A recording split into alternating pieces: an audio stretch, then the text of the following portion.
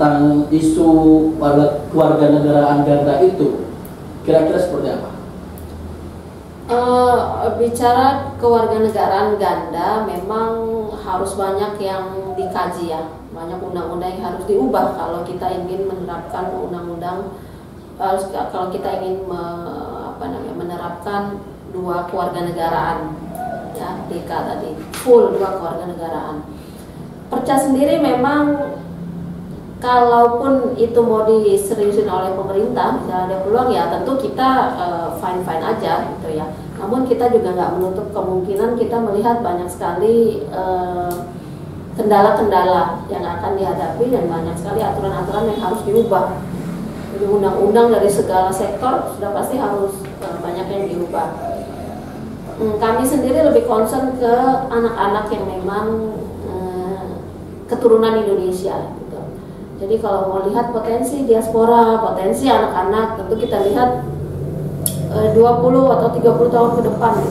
Nah, anak-anak perkawinan campuran ini, mereka sangat ingin berkontribusi di Indonesia dengan catatan aturannya jelas dan tidak menyulitkan.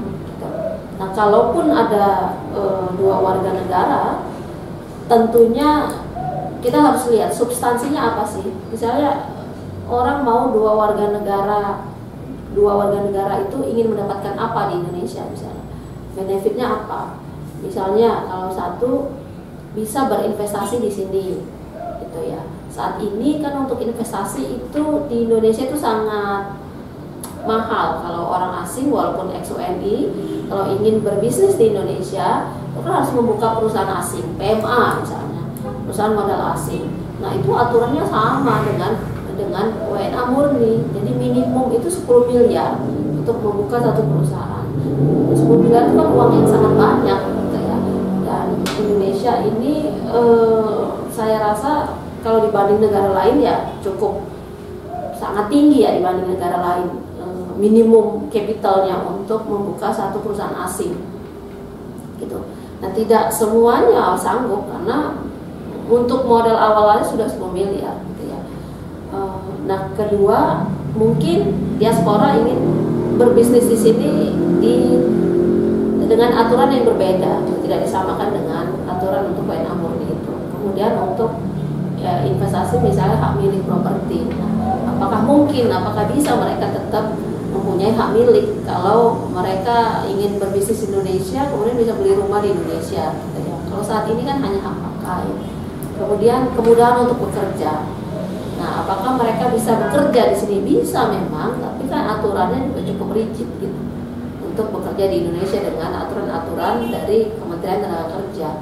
Dan aturan tersebut ya saat ini masih sama, tidak ada pembeda antara diaspora, ex-WNI, warga negara Indonesia keturunan, tidak ada. Hanya memang dari sisi keimigrasian yang sekarang sudah agak mulai progresif gitu ya, adanya tambahan visa-visa yang mengakomodir kebutuhan diaspora. Namun visa itu kan hanya untuk izin tinggal. Nah, bagaimana kalau izin berusahanya? Bagaimana untuk berbisnisnya di sini? Bagaimana untuk izin kerjanya? Nah, bagaimana dengan sistem dengan perpajakannya misalnya? Nah, itu harus duduk bersama antar instansi. Nah, sebenarnya kalaupun dua warga negara itu masih jalan panjang, maka untuk jangka pendeknya harus ada solusi-solusi yang cepat gitu. Solusi misalnya satu, untuk diaspora tidak perlu izin tinggal di Indonesia misalnya. Adanya kartu warga negara keturunan Indonesia, sehingga untuk keluar masuk Indonesia dia bisa bebas gitu. Tidak perlu harus visa dan sebagainya.